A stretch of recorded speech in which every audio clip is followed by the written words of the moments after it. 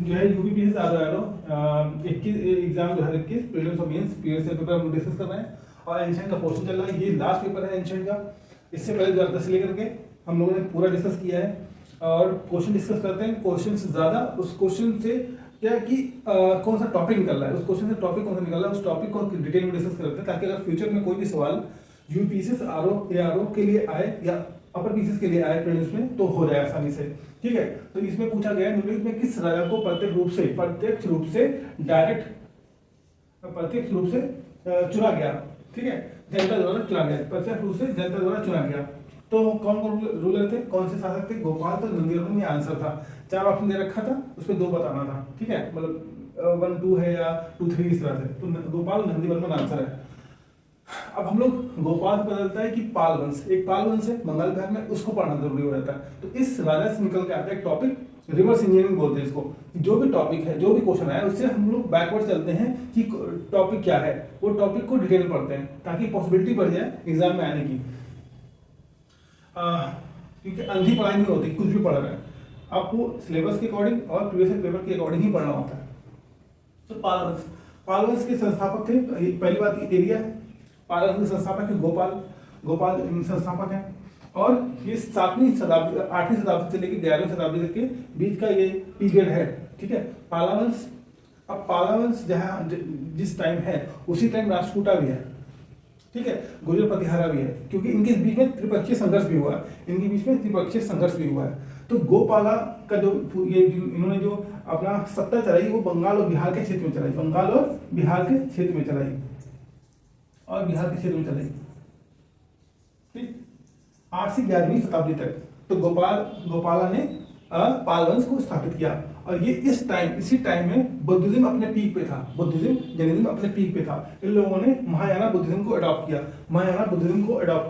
2 तरह के बुद्धिज्म है, हीनयाना जो बुद्धिज्म था वो ऑर्थोडॉक्स था, महायाना जो था वो थोड़ा लिबरल था, वो मूर्ति पूजा विश्वास करता था। ठीक, और हीनयाना कहते हैं वो जो ओरिजिनल बुद्धा की ओरिजिनल टीचिंग्स को जो फॉलो करता था उसको बोलते थे हीनयाना। ये सब पढ़ा चुके, बुद्धिज्म का टॉपिक हो चुका है। ठीक, तो इस एरिया में थे 8 से 11वीं शताब्दी के बीच में। ठीक, और महायाना बुद्धिज्म को संरक्षण दिया, क्षेत्र बंगाल बिहार बताया। अंतिम शासक कौन थे? मदन पाल। ये भी पूछ सकता है कि अंतिम शासक कौन है, क्योंकि गोपाला को पूछ चुके हैं कि पाल वंश का संस्थापक कौन है, पाल वंश का पहला रूलर कौन है, इस तरह से। ठीक, एक है ये पूछ सकते हैं कि खालिमपुर अभिलेख, एक अभिलेख है खालिमपुर अभिलेख या इंस्क्रिप्शन। ये अभिलेख में मेंशन है कि Gopala was the first ruler of पाला डायनेस्टी।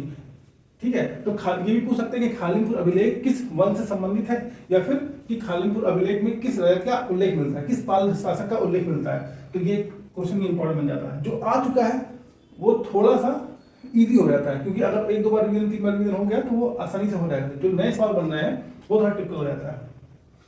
और उसके बाद भाषा क्या इस्तेमाल की? संस्कृत, पाली और प्राकृत। पाली और प्राकृत क्यों?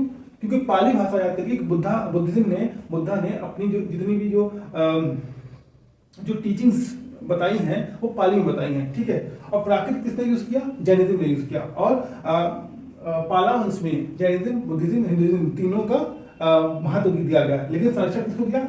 महायाना बुद्धिज्म को। ये पूछा जा सकता है। उसके बाद भाषा हो गई संस्कृत, पाली और प्राकृत। उसके बाद पहले रूलर कौन बने? गोपाला, जो फाउंडर थे। ठीक है, तो गोपाला ने 2-3 चीजें बहुत इंपॉर्टेंट करी। पहला चीज ये तो कि फाउंडर थे, स्थापित किया। पाल वंश को स्थापित करने वाले कौन? गोपाला। इन्होंने उदंतपुरी महाविहार बनाया। उदंतपुरी महाविहार बनाया किसने बनाया? गोपाला ने उदंतपुरी महाविहार बनाया। और बंगाल लिटरेचर में, बंगाल हिस्ट्री में बोला जाता है कि Gopala was the first Buddhist ruler. पहला बुद्धिस्ट रूलर जो हुआ वो गोपाला ही हुआ। ठीक है, इससे पहले इतिहास में कोई भी बुद्धिस्ट रूलर नहीं हुआ है। ठीक, तो ये भी है कि फर्स्ट बुद्धिस्ट रूलर भी बोला जाता है, first Buddhist ruler. First Buddhist ruler, पहले बुद्धिस्ट शासक। ठीक, ये भी सवाल यही आया था, प्रत्यक्ष रूप से जनता द्वारा चुने गए थे, प्रत्यक्ष रूप से जनता द्वारा चुने गए, जनता द्वारा चुने गए। ठीक है, प्रत्यक्ष रूप से जनता द्वारा चुने गए, प्रत्यक्ष रूप से जनता द्वारा चुने गए। अच्छा, अगर इसको थोड़ा सा हम लोग वो करें, थोड़ा दिमाग लगाएं कि लिच्छवी एक महाजनपद था, लिच्छवी महाजनपद में वैशाली था, वैशाली संघ था, वैशाली संघ था। वैशाली संघ को वर्ल्ड का पहला रिपब्लिक बोलते हैं, पहला रिपब्लिक या गणतंत्र, जहां पे जो भी संघ का अध्यक्ष बनता था वो प्रत्यक्ष जनता द्वारा चुना जाता था। ठीक, तो अब जब ये पाला डायनेस्टी बना, पाल वंश बना, जो कि बुद्धिज्म को वो देता है, संरक्षण देता है, तो शायद उन्हीं से उन टीचिंग को यहाँ पे अप्लाई किया कि यहाँ पे जो राजा होगा वो जनता द्वारा चुना जाएगा, ताकि जनता के लिए एक अच्छा सेवक साबित हो। ठीक है, ये सब थोड़ा इस लॉजिक बिल्ड करके याद करने का तरीका होता है, ताकि चीजें याद दिन तक याद रहे। ठीक है, उसके बाद धर्मपाला, धर्मपाला जब यहाँ पे सोचिए, जब यहाँ पे पाल वंश ने अपना शासन चलाया, उसी टाइम पे कन्नौज का एरिया जो था, कन्नौज का एरिया, ये काफी सेंटर पॉइंट था, ये बहुत ही डिप्लोमेटिकली बहुत इंपॉर्टेंट जगह थी, जहां से अगर जिसने कन्नौज को हासिल कर लिया उसको आसान हो जाता था नॉर्थ में और साउथ में रूल करना, उत्तर और दक्षिण में रूल करना आसान हो जाता था कंपेरेटिवली। इसलिए इस जगह के लिए 3 लोग लड़ाई कर रहे थे, गुजरा प्रतिहारा, गुजरा प्रतिहारा, ठीक है, उसके बाद एक राष्ट्रकूटा, राष्ट्रकूटा। राष्ट्रकूटा का सबसे बड़ा एक अचीवमेंट है कि एलोरा टेम्पल बनवाया था कृष्णावन राष्ट्रकूटा का राजा है, उसने एलोरा टेम्पल बनवाए थे, और इसी में एक राजा है अमोघवर्ष, बहुत इंपॉर्टेंट। तो राष्ट्रकूटा, गुजरा प्रतिहारा और पाला, इन तीनों ने त्रिपक्षीय संघर्ष, ट्रिपैटिएट स्ट्रगल किया, त्रिपक्षीय संघर्ष किया कन्नौज के लिए त्रिपक्षीय संघर्ष किया। ठीक, फिर ये त्रिपक्षीय संघर्ष जो शुरू होता है वो पाला के टाइम में शुरू होता है, और कौन सा राजा होता है उस टाइम? धर्मपाला के समय में त्रिपक्षीय संघर्ष शुरू होता है, धर्मपाला के समय में त्रिपक्षीय संघर्ष शुरू होता है। और यहाँ पे धर्मपाला और वत्सराज की लड़ाई शुरू होती है, उसी के बाद से धर्मपाला वत्सराज की लड़ाई शुरू होती है, उसी के बाद त्रिपक्षीय संघर्ष शुरू हो जाता है। इसके बाद धर्मपाला क्या करेंगे? हरा देंगे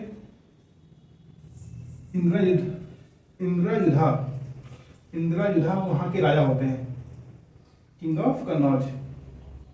ठीक है, उनको मार देंगे, मारने के बाद कन्नौज को जीत लेंगे। धर्मपाला, इंद्रयुधा जो कन्नौज के राजा होंगे उनको मारेंगे, मारने के बाद कन्नौज को कैप्चर कर लेंगे, और कन्नौज की जागीरदारी होगी, जिसको वैसल स्टेट बोलते हैं, जागीरदारी होगी, वो दे देंगे इंद्रयुधा के भाई को। उसका नाम है चक्रायुधा, यहाँ पे नाम लिखा है चक्रायुधा। ठीक है, तो धर्मपाला इंद्रयुधा को हराएंगे, मार देंगे कन्नौज में, और उनकी जगह पे उनके भाई चक्रायुधा को बैठा देंगे एज अ पपेट किंग, इसको बोलते हैं जागीरदारी देना। ठीक है, तो उसके बाद ये हो गया। उसके बाद एक राष्ट्रकूटा किंग थे ध्रुव, राष्ट्रकूटा किंग का नाम था ध्रुव हराते किसको? धर्मपाला को। ध्रुव हराएंगे किसको? धर्मपाला को। ध्रुव किसको हराएंगे? धर्मपाला को। ठीक है, ध्रुव हराएंगे धर्मपाला। अब ये लड़ाई चल रही है राष्ट्रकूटा और पाला के बीच में, ये इसी कन्नौज की लड़ाई हो रही है, कन्नौज के लिए लड़ाई हो रही है। ठीक है, और इन्होंने 2 इंपॉर्टेंट महाविहार बनवाए, विक्रमशिला और सोमपुरा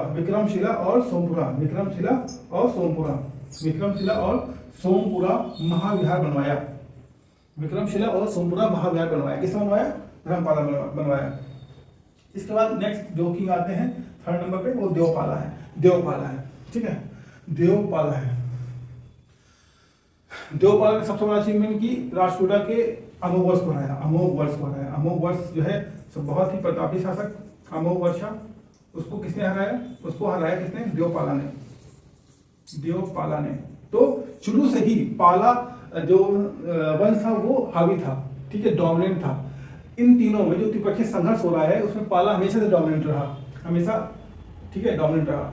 उसके बाद लास्ट रूलर जो है महिपाला है, महिपाला है, सॉरी लास्ट रूलर ये नहीं है, लेकिन लास्ट इंपॉर्टेंट रूलर है महिपाला, ठीक है, क्योंकि लास्ट रूलर कौन, मदन पाला, मदन पाला वाला लास्ट रूलर, मदन पाला वाला लास्ट रूलर, लेकिन अच्छे किंग्स में जो अच्छे शासक थे उसमें महिपाला वन लास्ट थे।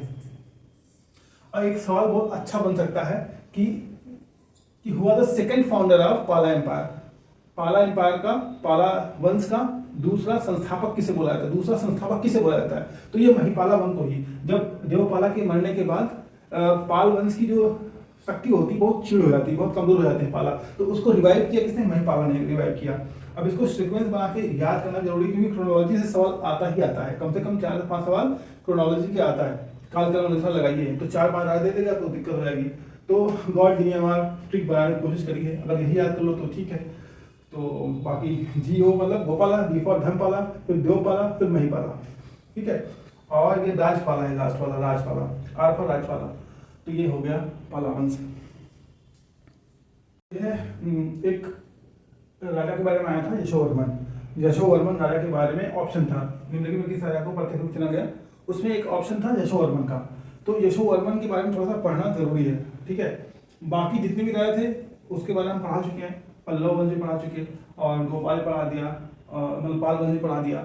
यही वर्मन वंश बच रहा था तो मेरा यही पढ़ा देते। और ये वर्मन वंश, यशोवर्मन इसी वंश से बिलोंग करते हैं जो कि ऑप्शन में था, ठीक है, लेकिन ये प्रत्यक्ष रूप से नहीं चुने गए थे। तो थोड़ा सा बेसिक पढ़ना जरूरी है, इसलिए जरूरी कि यूपी स्पेशल का भी ये पोर्शन कवर करता है, यूपी स्पेशल हिस्ट्री का भी पोर्शन कवर करता है। वर्मन वंश जो कि कन्नौज वाला वर्मन वंश है, जब हर्षवर्धन की डेथ हो गई तो कन्नौज, मतलब कन्नौज में हर्षा ने एकदम कन्नौज का जो पूरा एरिया था, बेसिकली पूरा उत्तर प्रदेश लगभग, और एमपी का भी काफी एरिया उसमें आता था, वो पूरे पे राज करते थे हर्षवर्धन। हर्षवर्धन कौन, हर्षवर्धन के समय में ही ह्यून साइंग आए थे, ठीक है, कन्नौज असेंबली कराई थी, महासभा कराई थी, ठीक है। तो हर्षवर्धन के जब के जाने के बाद इतना पावरफुल जब जाता है तो एक वैक्यूम क्रिएट हो जाता है, एक खाली जगह क्रिएट हो जाती है, और उस जगह को भरने के लिए चुलबुले राजा आगे आते हैं। तो यशोवर्मन ने जब कन्नौज में कोई मतलब पावरफुल राजा नहीं बचा तो यशोवर्मन ने उसको कैप्चर कर लिया, यशोवर्मन ने कैप्चर कर लिया, ठीक है। तो वर्मन वंश को किसने स्थापित किया, यशोवर्मन ने। और इसकी राजधानी जाहिर सी बात है कन्नौज इतना पावरफुल जगह, तो कन्नौज को ही बनाएंगे, Kannauj the city of perfumes आज बोलते हैं। इसका स्रोत क्या है, हमको कैसे पता चलता है वर्मन वंश के बारे में और यशोवर्मन के बारे में, तो गौड़वाहो एक पोयम की बुक है, गौड़वाहो किसने लिखी, वाकपति ने। तो ये भी सवाल आ सकता है कि गौड़वाहो बुक किसने लिखी, वाकपति ने लिखी, वाकपति ने लिखी। और कन्नौज का एरिया क्या था, अगर यूपी ऐसे बनाया जाए, ठीक है, अगर यूपी इस तरह से बनाया जाए तो ये पूरा एरिया वर्मन वंश के उसमें आता था, वर्मन वंश में पूरा एरिया आता था, वर्मन डायनेस्टी, ठीक। स्रोत क्या है, गौड़वाहो, जो लिखी किसने, वाकपति ने। इसके बाद इसके जो लास्ट रूलर थे, आखिरी शासक जो थे, आखिरी अंतिम शासक या आखिरी शासक थे, उनका नाम था भोज। अंतिम शासक कौन थे, भोज। लेकिन ये भोज परमारा वंश वाले नहीं है, परमारा वंश पढ़ा चुके हैं, आ चुका है भोजा से संबंधित सवाल, तो हमने पढ़ाया था। तो भोज जो यहाँ पे है वो अंतिम शासक है। अक्सर क्या होता है कि सिंगलर ऑप्शन दे देते हैं तो हमको थोड़ा आइडिया नहीं होता कौन सा शासक किस वंश का, तो कंफ्यूजन हो जाता है। तो भोज जो है अंतिम शासक थे वर्मन वंश के, और ये परमारा डायनेस्टी वाले नहीं है। परमारा डायनेस्टी में भी एक बहुत ही जो है प्रतापी शासक हुए हैं, भोजा टू, जिन्होंने जब गजनवी ने अटैक किया था तो वहां पे राज करते थे, कहाँ पे, गुजरात वाले क्षेत्र में। अब नेक्स्ट सवाल है, 2 ही सवाल आए थे, प्रीलिम में मिलाकर सिर्फ 2 ही सवाल एंशिएंट में आए थे, सोचिए कितने कम सवाल आए थे। वो भी अगर देखा जाए तो ये सवाल यूपी स्पेशल हिस्ट्री कैसे संबंधित है। उत्तर प्रदेश में कितने महाजनपद स्थित थे, आज भी हैं, तो 8 हैं, ये पढ़ा चुके हैं। ये महाजनपद का टॉपिक इससे पहले भी आ चुका है, तो हमने डिटेल में पढ़ाया है महाजनपद, तो उससे आपका हो जाएगा, ठीक है। तो ये पूरा कंप्लीट हो गया एंशिएंट का पोर्शन। अब यूपी स्पेशल और इकोनॉमिक्स पढ़ाएंगे।